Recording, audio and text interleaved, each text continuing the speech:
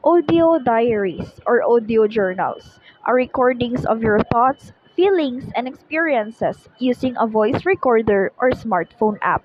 They are distinct from written diaries because they capture the nuances of your voice, including tone and emotion, and allow for a free flowing stream of consciousness that is often faster than writing. And here are some apps and sites where you can make your own audio diary.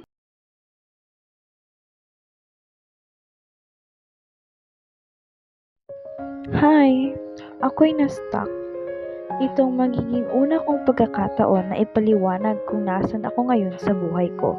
At sa tingin ko, kadalasan, iilan lang ang ginagawa ko.